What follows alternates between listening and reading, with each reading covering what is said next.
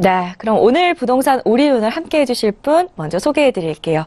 오비스 파트너스의 차현신 전문위원 자리하셨습니다. 안녕하세요. 안녕하세요. 네, 반갑습니다.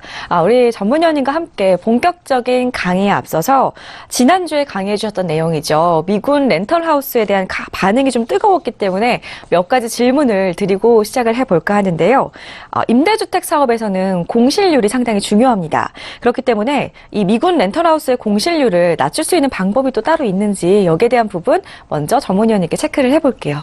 네, 지난 시간에 이어서 임대주택 사업에 대해서 내용이 좀 많아서 이번 시간하고 다음 시간까지 여러분들께 좀 많은 것을 제가 전수할까 합니다. 근데 아무래도 이제 미군 주택 렌탈 하니까 미군 렌탈이 그것이 가장 어떤 투자의 핵심과 목적이 되겠는데 과연 그러면은 더군다나 한국인도 아니고 외국인한테 렌트를 놓는 것인데 그게 과연 공실이 나면 어떻게 될 것인지 아무래도 그게 가장 많은 분들의 최대의 그 관심이자 고민거리가 될 것 같습니다. 네, 아무래도 그렇겠죠. 근데 이제 우선적으로 공실률을 낮추기 위해서는 우선은 그 시행사에서 누가 시공하고 어떻게 관리하는가 이거를 좀 여러분께서 확실히 좀 처음에 확인을 하실 필요가 있겠습니다. 보통의 이런 좀 규모가 큰 시행사에서 직접 시공도 하고 관리하는 경우에는 그런 안에 그 상주 인원이 있어서 그 상주 인원이 어느 정도 언어도 되고 그 안에 있는 건물 관리라던가 시설 관리 이런 것들을 보통 하고 있는데요. 그런 데서도 이제 아무래도 처음에 여러분들께서 그런 그 미군 렌탈 주택을 이제 투자하는 데 있어서 과연 이게 사후 관리는 어떻게 될 것이며 누가 어떻게 앞으로 이런 하자라든가 하자 보수 관리 또 외국인 어떤 유치 이런 것들을 아무래도 많이 좀 따져보시게 될 거 아닙니까? 그럴 때 이 시행사에서 과연 시공을 어떻게 했으며 또 관리는 누가 하는지 이런 거를 좀 꼼꼼히 체크해 보실 필요가 있겠고요. 자, 우선적으로 여러분들에게 좀 핵심 포인트를 알려드리자면 공실률을 얻기 위해서는 일단은 좀 미군들이 어떤 것을 좋아하느냐 미군들이 어떠한 것을 선호하느냐 이런 것을 좀 따져볼 필요가 있겠죠. 그래서 일단은 보통 제가 좀 세 가지적으로 이제 정리를 해드리자면 우선 첫 번째적으로 제가 정리를 해드리자면 일단 부대에서 가까운 거리에 있어야 된다. 가까운 거리란 부대로부터 한 10km, 제가 이게 좀 잘 안 적어지네요. 10km 이내에 있는 거리라면 일단은 미군들이 좀 선호를 한다라고 말씀을 드릴 수가 있습니다. 이게 왜 그러냐면은 과거에 50년대부터 이제 용산에 미군과 유엔군이 이제 주둔하기 시작하면서 그때부터 외국인들이 살기 시작했다라고 했죠. 이제 그때부터 이제 이미 그 이후에 많은 외국인들이 들어오면서 보통 찾는 그 조건이 자기가 일하는 직장 또는 자녀가 있다면 자녀가 있는 국제학교로부터 아니면 자기가 있는 직장 또는 또 용산에 부대가 있으니까 군부대 여기로부터 가장 가까운 근거리를 선호하는데 그 근거리의 기준이 딱 요 한 10km 전후 정도의 이내로 많이 선호를 하더라 이 말입니다. 그래서 부대로부터 10km 정도의 거리에 있어야겠고요. 그 다음에 두 번째는 외국인이 선호하는 구조여야 된다. 선호 구조여야 된다. 자, 이게 내가 오늘 바로 강의를 여러분들께 자세히 해드릴 아주 상세한 내용이 뒤에 나와 있는데요. 일단은 첫 번째 10km 밑에 있고 그 다음에 외국인이 선호하는 구조가 어떠한 구조냐에 따라서 외국인들이 선택을 하면 그만큼 공실률이 낮겠죠. 그 다음에 세 번째는 대단지여야 된다.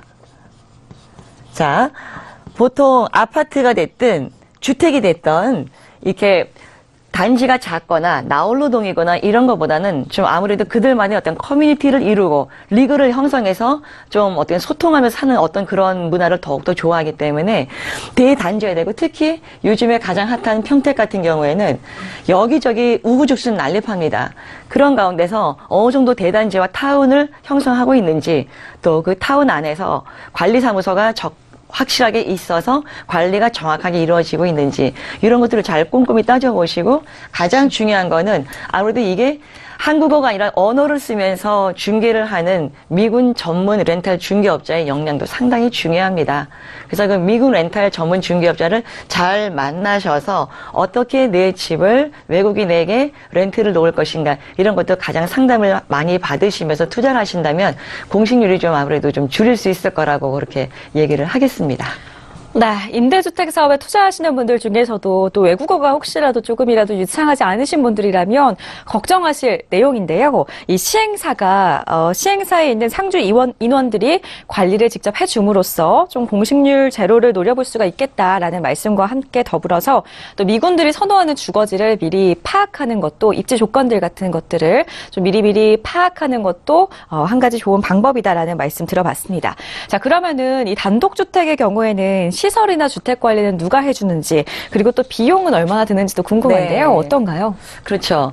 관리비가 아무래도 국내인보다는 조금 많이 나오는 편입니다. 아무래도 이제 외국인들이 외출을 할 때 가령 이제 에어컨이라든가 우리 한국 사람 같은 경우에는 뭐 전기를 바로바로 끄고 나가고 하는데 외국인 같은 경우는 그러지 않은 경우가 좀 있기 때문에 아무래도 전기세라든가 관리비 같은 것이 좀 많이 비용이 나오는 경우가 많은데요.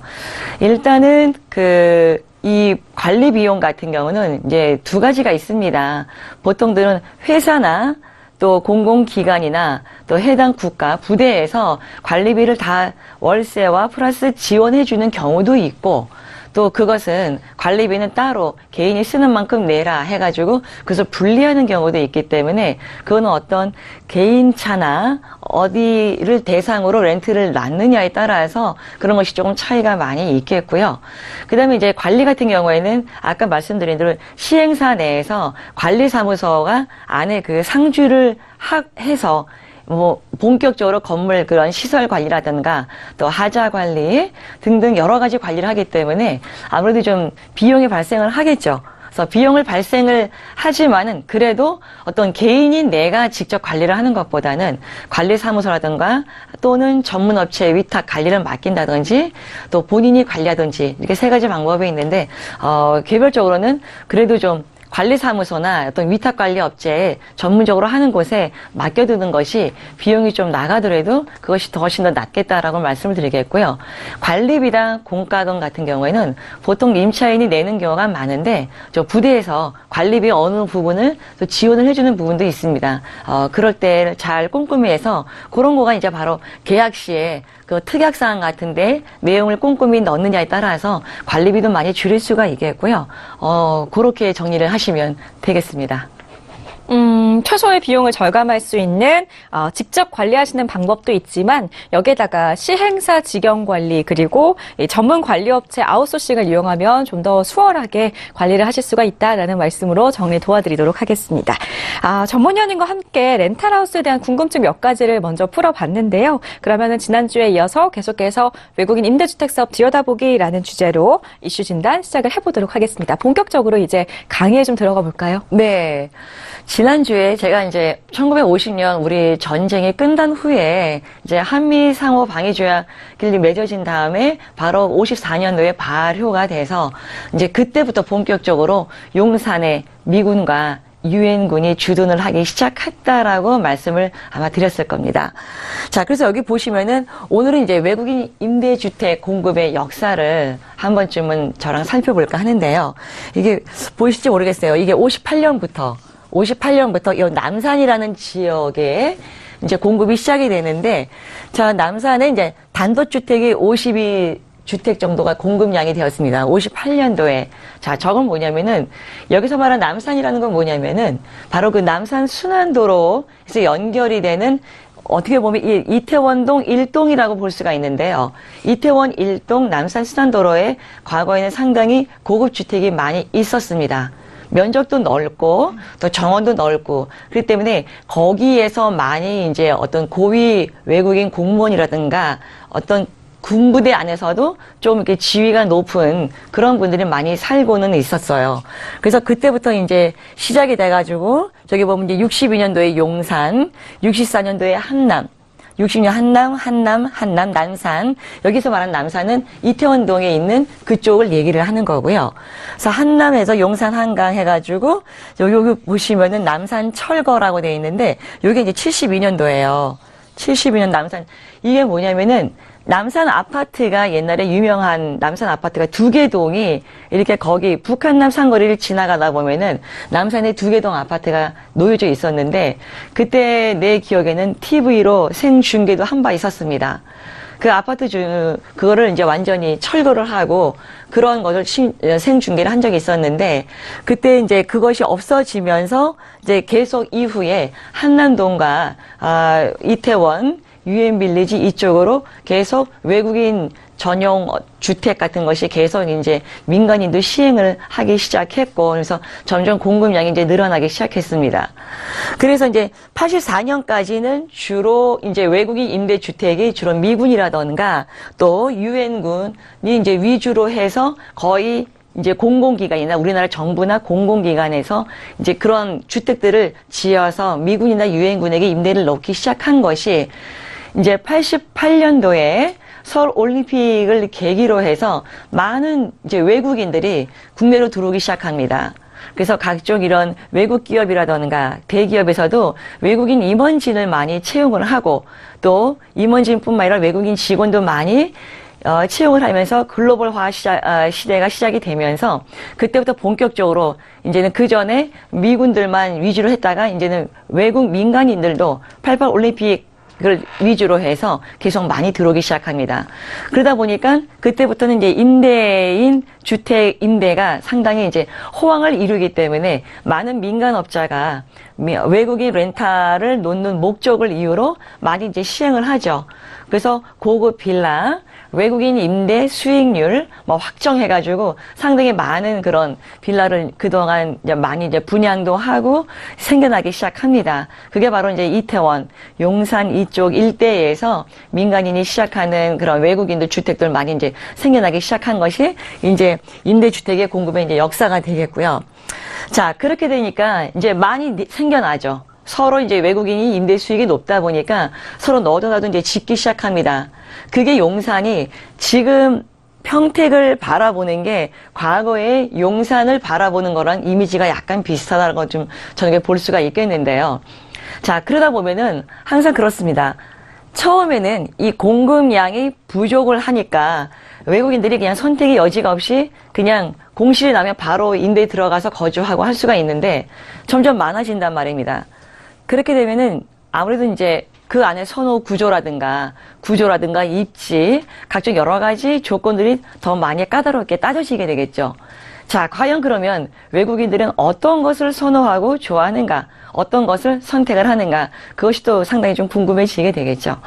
자, 몇 가지 살펴보면은, 일단은 외국인들은 주거보다는 공간의 구성이 상당히 주택 만족, 그러니까 이 공간이라는 게 뭐냐면은 주거 면적, 그러니까는 내가 그냥 어떤 자고, 또 뭐 먹고, 어떤 이런, 그런 것보다도 외부에 어떤 테라스가 있다든가, 뭐 정원이 있다라든가, 아니면 인근에 또 무슨 뭐 놀이터가 있어가지고 자기네들이 데리고 오는 외국 그 애들이 뛰어놀 수 있는 곳이 있다던가, 또 혹은 파티가 워낙 문화가 발달되어 있기 때문에 외국 사람들 이렇게 어떤 외부 손님들을 초청했을 때, 그러한 초청했을 때 파티를 할 수 있는 어떤 그런 소규모라도 공간이 이루어져 있는지 이런 것들을 많이 따지게 됩니다. 그래서 공간의 구성이 상당히 중요한 포인트가 되겠고요. 그 다음에 이제 사적 공간과 공적 공간의 분리를 엄격하게 따집니다.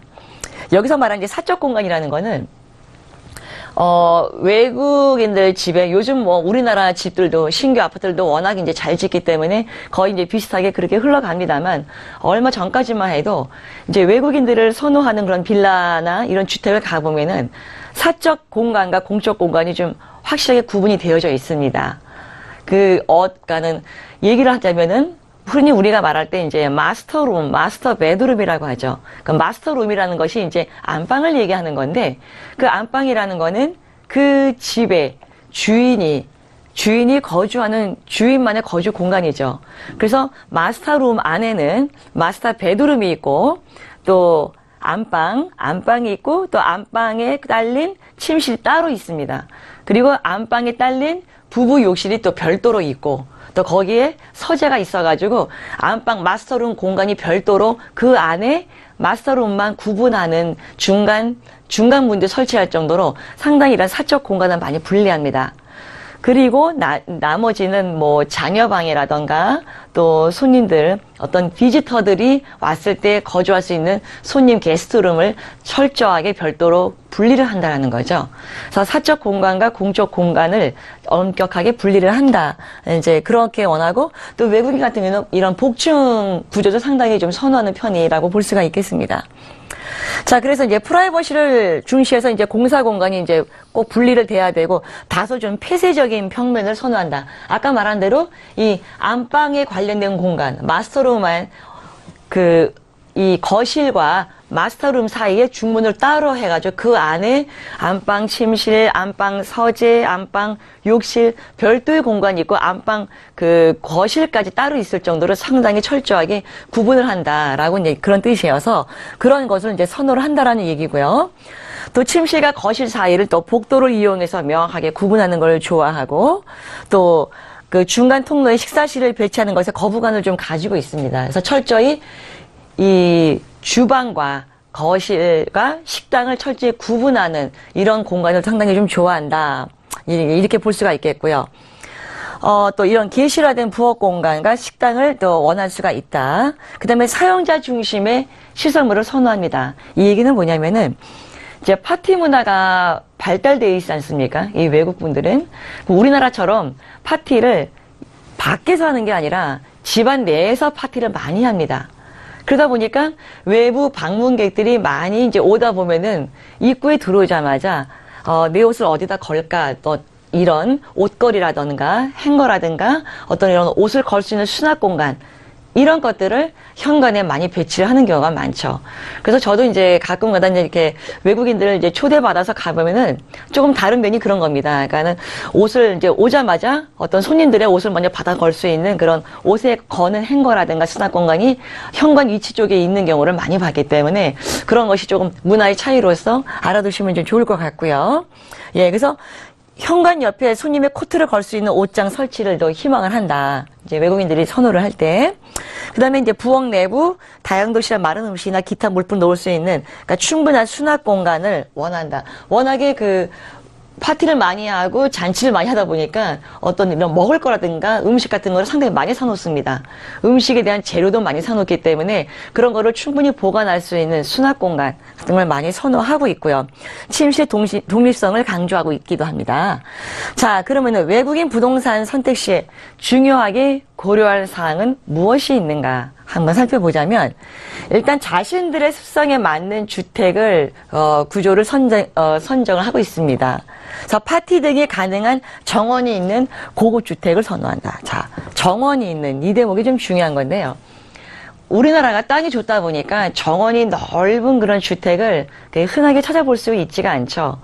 물론 대그룹, 대기업 회장님들 같은 거주하는 그런 집들을 좀 빼놓고는 보통 일반인들이 봤을 때 그렇게 정원도 많이 소유하고 있고 그런 큰 주택이라든가 이런 것이 이제 좀 부족하기 때문에 이런 파티 등이 가능한 정원이 있는 고급 주택을 선호한다. 이 얘기는 그래서 이제 그거를 이제 계산해서 나온 게 외국인들 전용 공간, 또 외국인들 전용 빌라 이런 것들을 이제 많이 지는 곳이 많이 있습니다. 그럼 거기에 보면은 어떤 공동으로 파티 공간, 개별적으로 필수적으로 바베큐 할 수 있는 툴이 놓여져 있다든지 파티를 할 수 있는 그런 소소한 기구들이 많이 장치가 되어 있는 것을 많이 보는데요. 또 그러기 위해서는 그런 것을 놓을 수 있는 그런 테라스라든가 발코니 이런 것들이 좀 남달리 좀 필요합니다. 그래서 꼭 정원이 아니어도 바베큐 파티를 할 수 있는 또 파티라고 해서 그런 게 큰 파티도 있지만 또 3인 내지 5인 정도 불러서 가볍게 고기를 구워 먹을 수 있는 그런 테라스 이런 공간이 있는 거를 상당히 선호한다. 이렇게 말씀을 드리겠습니다. 자, 거실, 식당, 침실, 사적 공간이 확실히 분리되는 주택 구조 아까 말씀드렸고요. 또 침실 안에 욕실이 분명히 구비되어 있는 걸 선호합니다. 그래서 안방 안에 욕실이 없는 경우에는 거의 좀 외국인들이 선호를 안 하기 때문에 그런 것도 좀 어떤 외국인들이 선호하는 집을 선택하실 때 유념을 하실 부분이고요. 또 현관에서 봤을 때 안방이나 식당이 바로 직접적으로 보이지 않는 것을 선호합니다.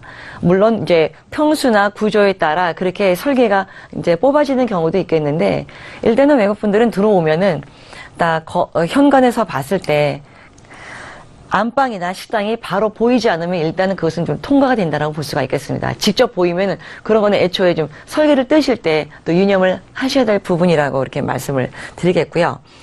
뭐 이제 정원이 없다 그러면은 바비큐라도 구울 수 있는 그런 테라스 같은 거라도 조그맣게 보유를 하고 있다면 선호를 한다, 이렇게 말씀을 드리겠습니다.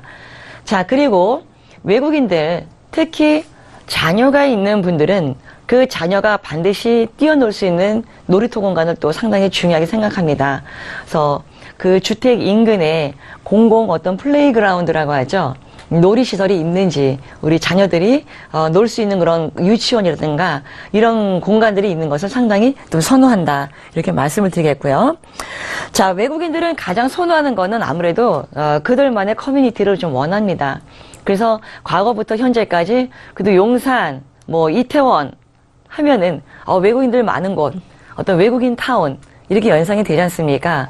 그런 만큼 어떤 타국에서 이국 생활을 하는데 어떤 좀 외롭지 않고 친구를 사귈 수 있는 그런 외국인 커뮤니티가 있는 지역을 선호하기 때문에 그런 외국인들이 좀 밀집 지역을 선호를 한다라고 얘기를 합니다.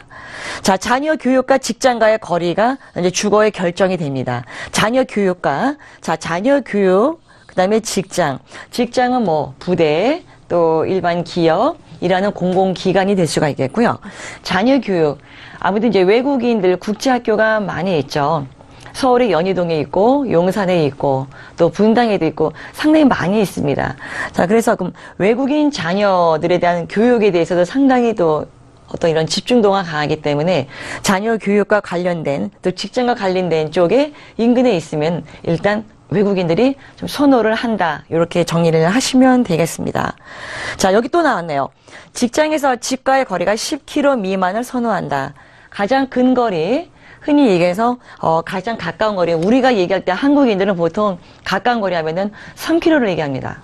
3km, 4km 그거 미만을 가까운 근거리로 얘기를 한다면 외국인들은 10km가 근거리다라고 얘기합니다. 그래서 참고로 더 부연 설명하자면 우리가 말하는 역세권은 500m를 얘기하죠. 흔히 왜 이제 부동산 투자 설명회를 간다든지 이럴 때는 초역세권이다, 바로 역세권이다 할 때 역세권이라는 의미는 흔히 우리들이 얘기할 때는 역에서 500m 거리를 초역세권이라고 얘기하고 보통 이제 1km까지는 그냥 그런 역세권이라고 얘기를 하는데요.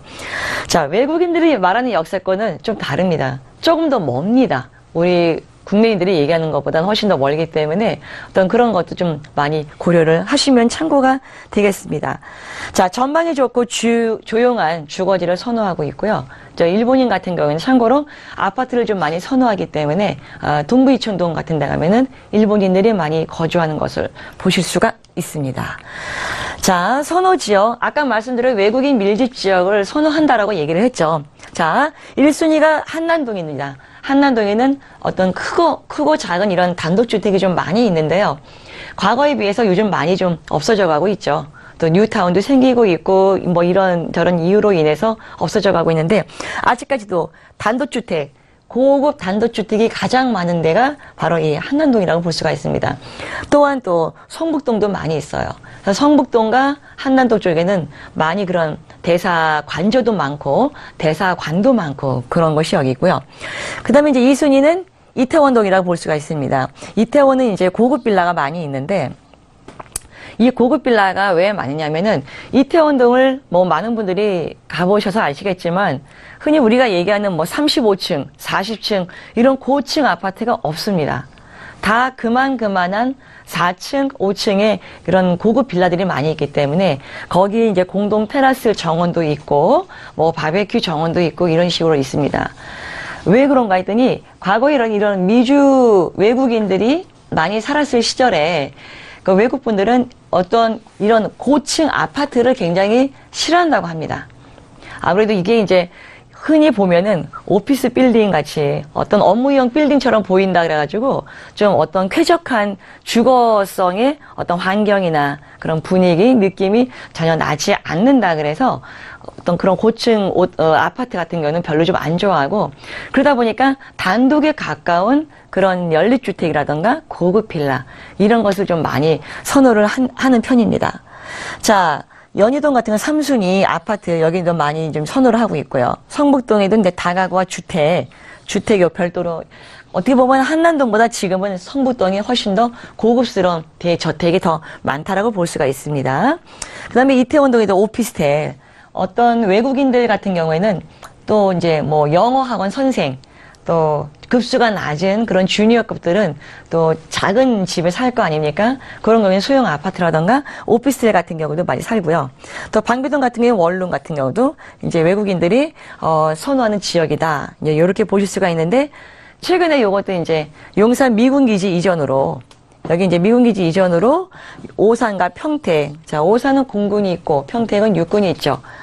자, 그래서 또한 투자 매력도 상당히 높다. 그래서 과거에 아시는 분들은 압니다. 그래서 용산에서만 어떤 이런 자산관리사들은 외국인들을 선호하는 주택을 지어서 계속 임대를 놓고, 심지어는 외국인들이 좋아하는 갤러리라던가 이런 외국인들이 좋아하는 문화공간을 만들어 놓고 임대를 하는 경우도 많은데, 이제 그런 분들의 어떤 투자의 선호도의 이제 그 기호가 이제는 네, 평택이나 오산으로도 많이 이제 돌아간다, 이렇게 얘기를 할 수가 있겠습니다.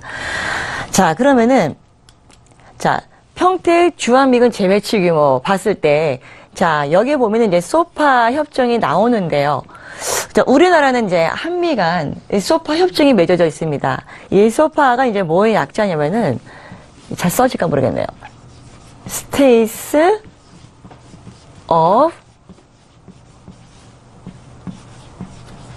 Forces Agreement, 이렇게 쓸 수가 있습니다. 자, 여기에 약자가 소파라고 하는 건데, 이게 이제 주둔군 지휘 협정을 얘기하는 겁니다. 자, 여기서 말하는 이 어그리멘트, 이거 자체가 약정을 한 겁니다. 미국과 한국 주둔군이 이제 국내에 이렇게 주둔을 하기 위해서 약정을 맺은 거기 때문에, 이 약정에 의해서 정부에서 주거 비용을 지원을 하기로 한 겁니다. 그렇기 때문에 그때부터 해서 용산에서 미군들이 들어와서 계속 이제 주거를 하는 거고, 거기에 대한 주거 비용을 정부에서 지원을 하고 이런 협정을 한 거기 때문에 이것이 이제 2060년까지 하기로 되어져 있습니다. 그렇기 때문에 용산에 있는 미군들이 지금 이제 오산과 평택으로 이제 이전을 이제 한창 중에 하고 있는데요. 그러다 보니까 보통 이제 많은 분들은 뭐 미군들이 뭐 떠나면 어떡하느냐, 뭐 이런 것들을 좀 많이 이제 걱정들도 하시고 하는데요. 근데 그럴 일이 이제 가능성이 좀 많이 낮죠. 아무래도 이제 협정이 맺어져 있고, 그래서 그쪽으로 지금 한 42,000명 정도가 완전히 이전이 되면은 되는데, 이제 나중에 다 이전이 되고, 그래서 그쪽으로 전국적으로 50여 개의 그 군부대가 다 이전을 하게 되면은 한 8만여 명까지 늘어날 예정이기 때문에 어떤 그런 미군을 렌트를 놓는 데 있어서 공실에 대한 걱정은 좀 별로 좀 많이 낮다라고 이렇게 말씀을 드릴 수가 있겠습니다. 자, 그래서 서울 용산 주둔 미8군, 한미연합사령부, 동두천 의정부, 미2 사단과 또 각종 이런 50여 개 미군 기지가 평택 K6로 이제 기지로 지금 한창 이전을 하고 있기 때문에, 여기에서 이제 계속 지금 평택에 이제 많은 분들이 또 투자도 하시고 이렇게 하는데요. 거기에 이제 이것저것 많은 이제 공급 물량도 이제 한창 지원하고 있고, 그래서 그런 거에서 이제 많은 이제 투자하기 전에 또 꼼꼼히 주의 깊게 살펴볼 포인트들이 많게 있겠죠. 자, 그럼 2020년까지 평택은 이제 캠프 험프리스 상주 인원, 병력 군무원 할 거 없이 관계자가 한 42,000명까지 이제 이루어질 예정입니다. 근데 지금에 봐서는 조금 더 많이 늘어날 예정이라고 합니다. 아무래도 이제 군부대가 이전이 지금 현재의 평택에 있는 그 군부대가 지금 195만 평에서 495만 평으로 지금 확장으로 계속 공사하고 있기 때문에 그만큼 더 병력이 많이 들어온다고 해서 훨씬 더 그런 공실률이라든가 또 앞으로의 어떤 임대를 놓는 데 있어서 그런 것을 과연 어떻게 하지? 이런 고민은 좀 별로 안 하셔도 될 만큼 되게 이루어지고 있습니다.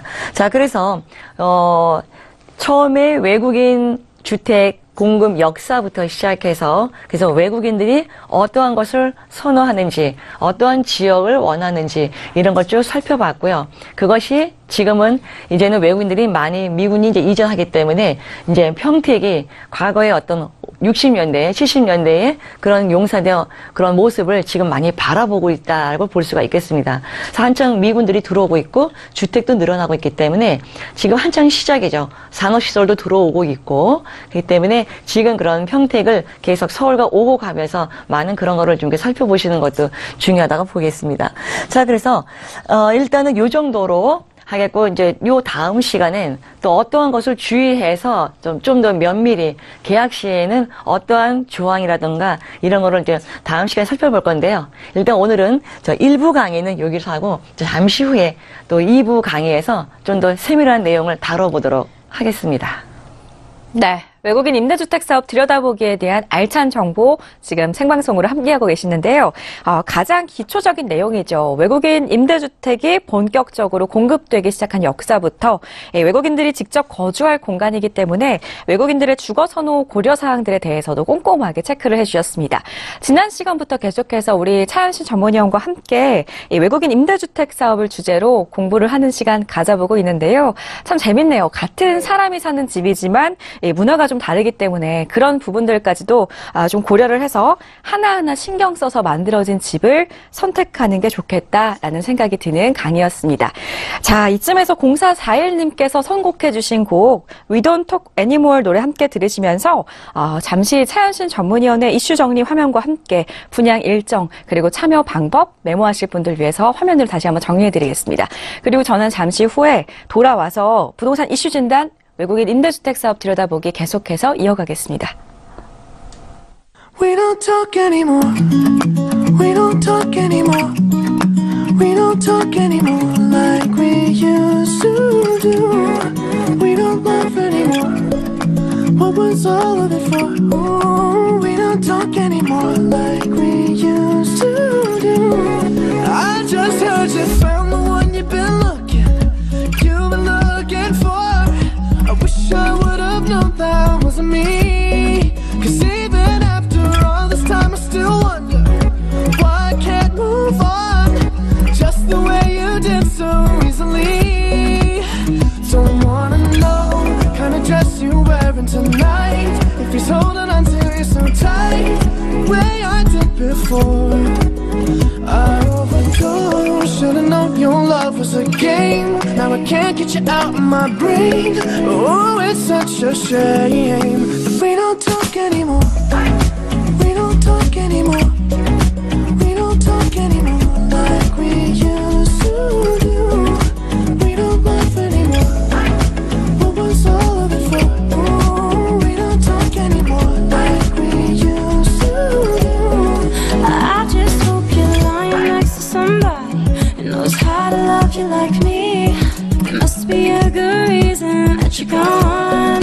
Every now and then I think you might want me to come show up at your door, but I'm just too afraid that I'll be wrong. Don't wanna know if you're looking into her eyes, if she's holding on to you so tight, the way I did before. I overdosed, should've known your love was a game. Now I can't get you out of my brain. Oh, it's such a shame. We don't talk anymore. We don't talk anymore. We don't talk anymore like we used to.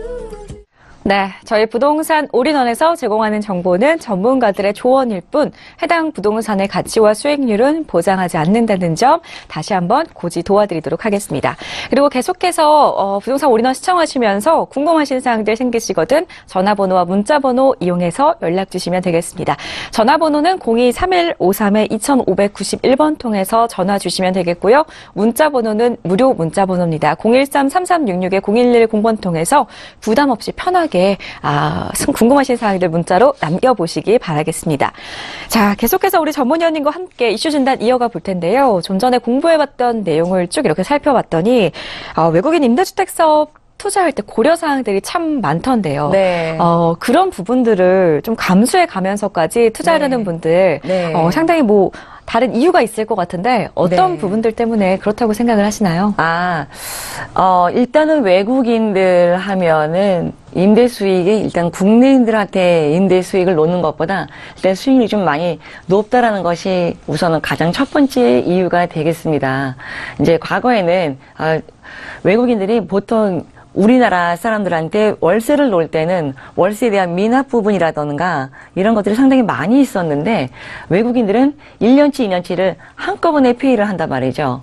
그러다 보니까는 주인의 입장에서는 임대료가 미납되거나 어떤 안 거칠 어떤 그런 걱정이 이제 많이 없고 뭔가 좀 1년치, 2년치를 한꺼번에 받으면 어떤 확보된 안정된 수익을 누릴 수 있다는 어떤 이런 어떤 체감적인 수익률이 훨씬 높기 때문에 훨씬 더 좀 외국인을 이제 선호하는 그런 경향이 많이 있었죠. 그래서 이제 우리나라 같은 경우에서 이제 임대 수익을 놓을 때는 보통 이제 한 5% 정도 많으면 6% 상당히 요즘 시대 같은 경우에는 6% 나오면 상당히 많이 나온다라고 얘기를 하는데요. 아무래도 이제 외국인들한테 임대를 놓는다. 그럼 보통 현재까지는 그래도 한 8% 정도, 8%, 9% 내에서 많은 그런 수익률이 좀 많이 이렇게 오르게 할 수 있다라고 하고 그렇게 이제 수익을 누릴 수 있다라고 합니다. 그러다 보니까 이제 개인차가 있겠지만은 외국인을 이제 놓는 사람들은 그쪽으로 선호하면서 이제 하기 때문에 계속 이제 용산 쪽과 이제 평택을 왔다 갔다 하면서 평택에도 이제 향후에는 많은 어떤 그런 그 핫한 지역으로 뜨기 때문에 그런 외국인들한테 임대를 놓는다라고 그렇게 정리를 할 수 있을 것 같습니다. 그렇군요. 일단은 수익률이 높고 또 1년치, 2년치 렌탈 금액을 선불로 미리 받을 수가 있기 때문에 그런 안정적인 부분들 때문에 외국인 임대주택 사업을 좀 선호하는 게 아닐까라는 우리 전문위원님의 답변 들어봤습니다. 자, 그러면은 계속해서 이제 강의를 이어가 볼 텐데요. 네. 남은 시간 동안 우리 시청자분들께서 전문위원님 강의 통해서 어떤 부분들 더 챙겨가실 수가 있을까요? 네.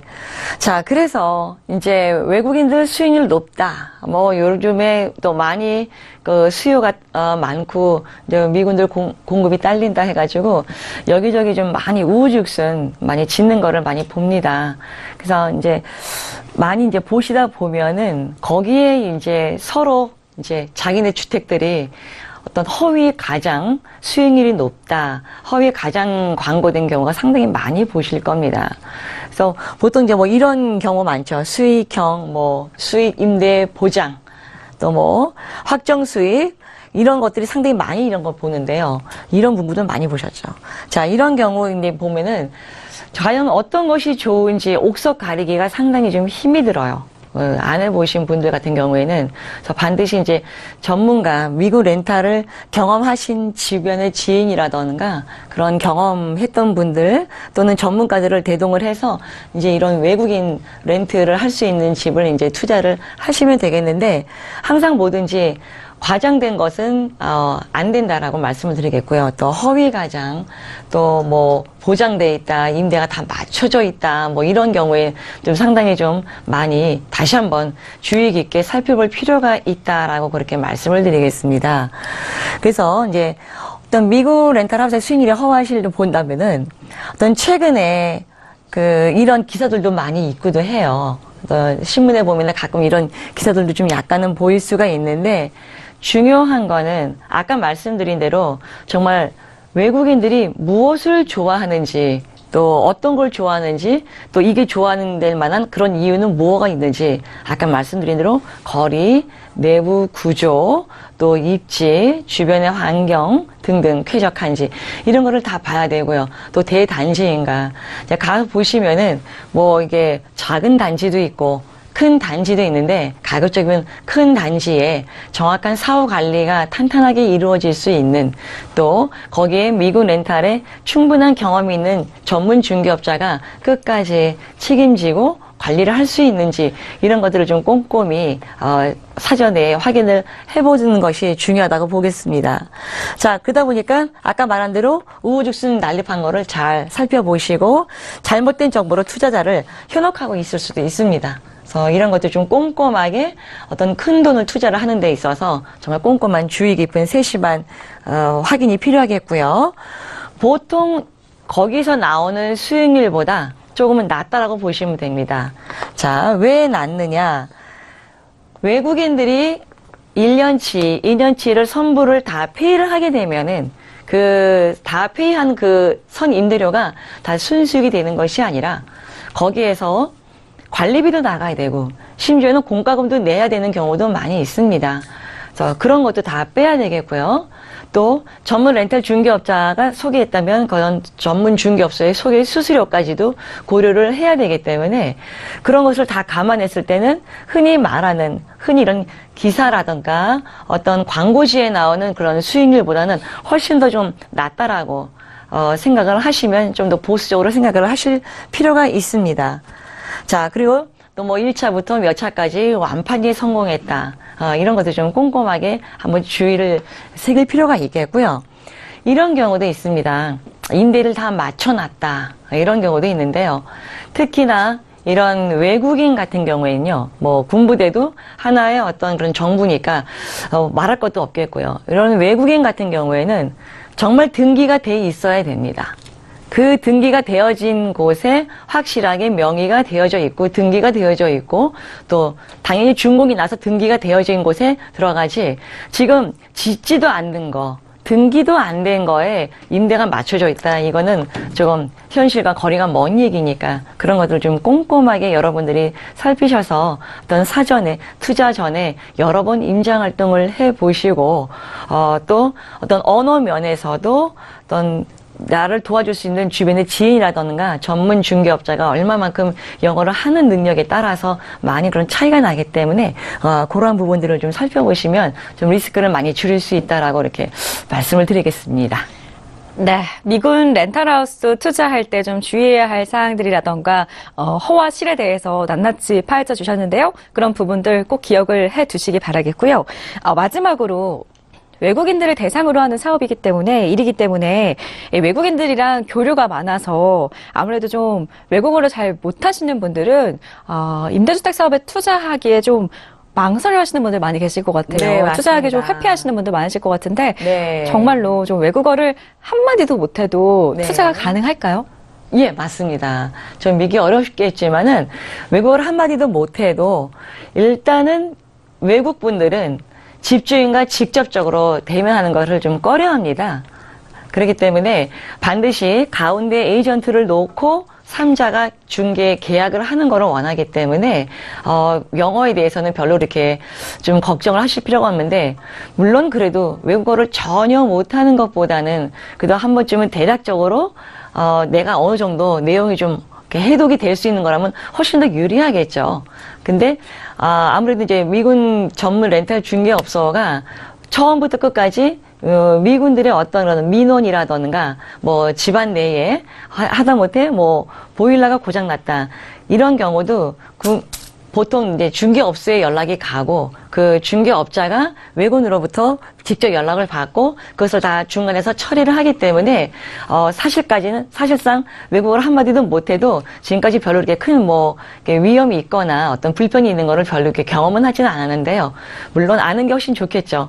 하지만 영어 한마디도 안 해도 가운데 그 중개업자가 얼마큼 능력과 역량이 있느냐 또 각각의 개인차마다 언어의 그 유창성이란가 유창한 능력이 어느 정도가 있느냐 이런 것에 따라서 많은 그런 차이가 좀 있습니다. 그래서 그런 어떤 외국인과의 어떤 관계도 잘 유지를 하고 있고 외국인 유치를 할 수 있는 능력과 거기에 또 언어 소통 능력까지 좀 많이 훌륭한 그런 그 자격을 갖춘 전문 중개업자와 함께 투자를 하신다면은 충분히 좀 그런 많은 어려움을 줄일 수 있을 거라고 이렇게 말씀을 드리겠습니다.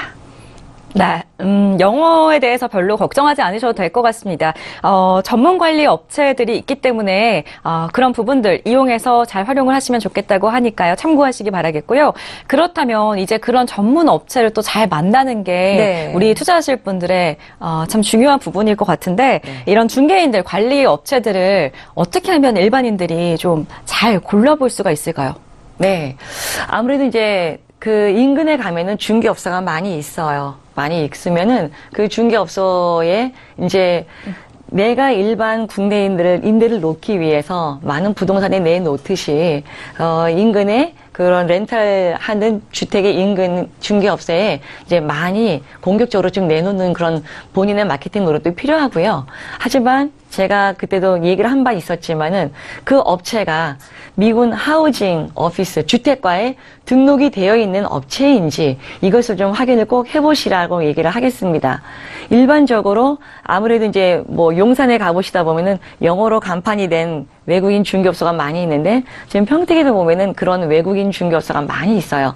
근데 거기에 이제 영어로 간판이 돼 있다고 해서 영어를 좀 한다고 해서 무조건 다 미군 렌탈 중개를 하는 것이 아니라 그 안에 부대 안에 있는 주택과에 등록이 되어 있는지 이것을 꼭 확인을 하시고 그 등록이 되어 있는 전문 중개업소가 계약을 실행을 할 수가 있기 때문에 그런 것도 좀 꼼꼼히 확인을 하실 필요가 있다라고 이렇게 말씀을 드리겠습니다. 네, 그 등록증을 눈으로 직접 확인을 해보시는 게 참 좋을 것 같네요. 렌탈 중개인과 관리인 선택 시 고려사항까지 여러분들께 다시 한번 체크를 해드렸습니다. 자, 오늘 이렇게 해서 차현신 전문위원과 함께 부동산 이슈 진단, 외국인 임대주택 사업 들여다보기에 관한 주제로 공부를 해봤는데요. 오늘 이렇게 알찬 강의 가지고 남아주신 차현신 전문위원님과는 여기서 먼저 아쉽지만 인사를 드리도록 하겠습니다. 고맙습니다. 네, 감사합니다.